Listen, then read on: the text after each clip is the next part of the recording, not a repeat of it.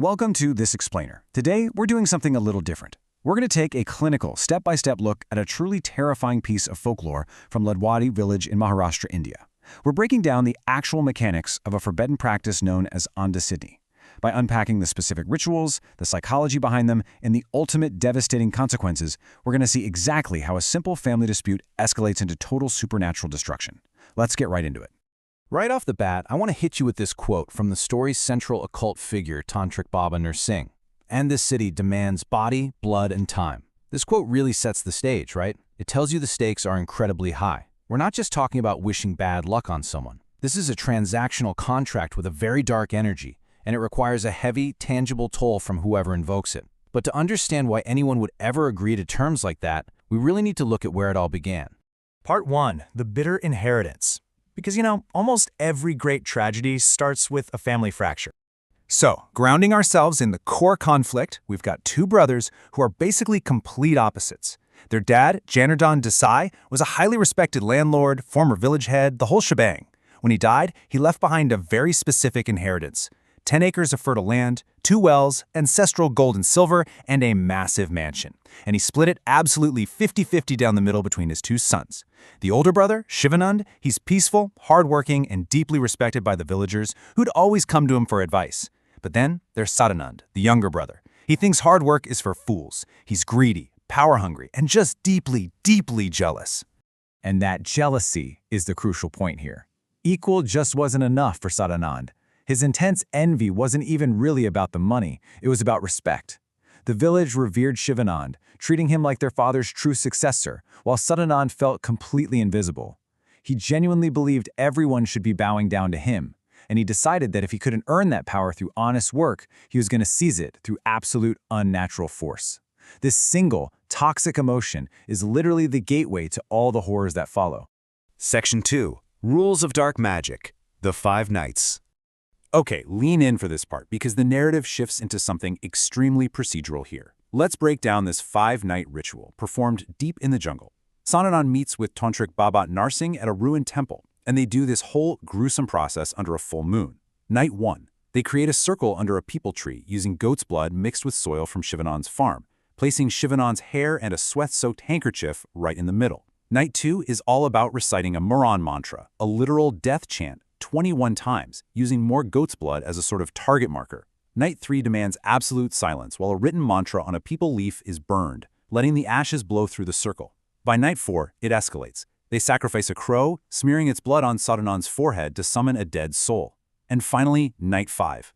This is a dark havan, a fire ritual, fueled by yellow mustard, lemon, bone powder, and dry peepal bark. The goal? Empowering that summoned spirit to physically enter the target's body.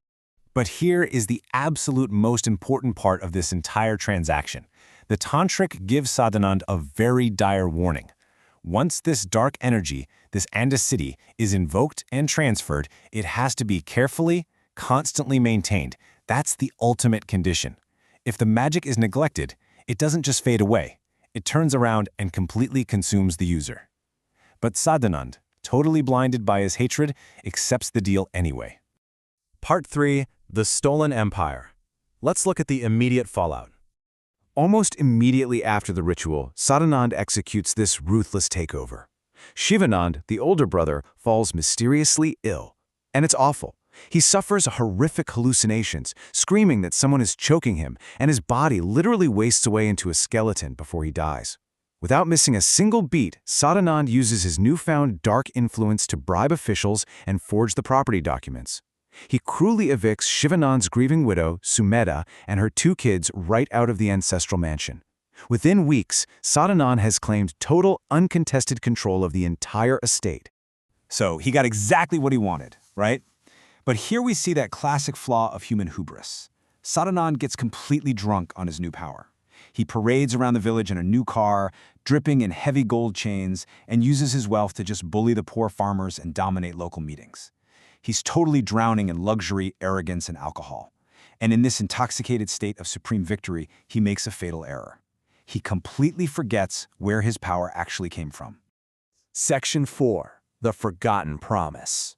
The ultimate breach of contract. Remember that ultimate condition we talked about earlier? Well, here's exactly what it was. The tether holding that dark magic in check was the Nagabali yantra. Sadanand was strictly instructed that on every single full moon, he had to return to that peepal tree in the jungle, light a lamp in front of the yantra, and recite a specific mantra. That was his tether to the Andha city. But, as the full moons came and went, Sadanand was so wrapped up in his luxurious new life that he arrogantly neglected the ritual. And just like that, the tether snapped. And that is when the supernatural manifestations began invading his reality. The sensory horror described in the source material here is so rich and terrifying. Sadanand starts waking up to blood-red handprints smeared all across the walls of his stolen mansion. He's tormented by these vivid nightmares of Shivanand's rotting corpse just lying in the dust. Even worse, he starts hallucinating a vision of his own face, flesh melting off, black blood dripping from his eyes, and his lips violently stitched completely shut. Finally, a disembodied voice whispers right into his ear, "Your time has come." What you really need to take away from this is a core rule of occult folklore.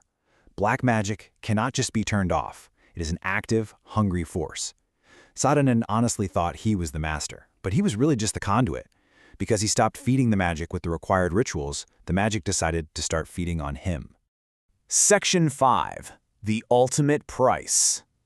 The Rapid Collapse. The Andha city doesn't just attack Sadanand, it systematically dismantles his entire world. On night one of its awakening, the mansion is violently battered by unnatural winds and phantom screams, sending Sadanand into an absolute panic.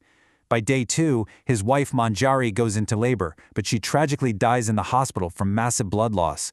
The baby survives initially, but just 3 days later, on day 5, the fragile newborn perishes as well. In less than a week, this unchecked dark energy brutally claims the lives of his entire immediate family.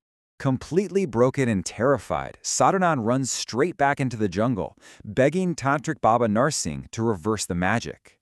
But the Tantric just refuses him, delivering this chilling line. "The seed you sowed has become a fruit, and you will taste it alone." He reminds Sadanand that he was warned from day 1. This contract is strictly irreversible. There's no off switch, and there is absolutely no mercy. And the physical toll of the audacity finally reaches its horrific conclusion. The very next morning, villagers end up having to break down the door of the mansion. They find Sadanand hanging from a sari. But it wasn't just a simple suicide. The morbid details really confirm the supernatural execution here. His face is completely swollen and bruised blue. His eyes are locked wide open in an expression of pure, unadulterated terror. The entire room reeks of rotting flesh. And most disturbing of all, thick black ash is literally spilling out of his mouth. The narrative arc concludes back in the jungle, with Baba Narsingh deep in meditation. At the exact moment Sadanand dies, the Tantric has one final vision. He sees the Andha city violently reclaiming its power. He sees Sadanand's soul, and it's not at peace. It's trapped eternally, writhing in agonizing, burning black flames. The magic ultimately took its final due. So, we've tracked the mechanics of this dark ritual from a simple land dispute all the way to total supernatural annihilation. The source material leaves us with a stark, genuinely terrifying warning about the deeply self-destructive nature of unchecked greed. As we wrap up this breakdown, I want to leave you with one final thought to ponder. Is any amount of worldly power, land, or respect ever truly worth the absolute price of your soul?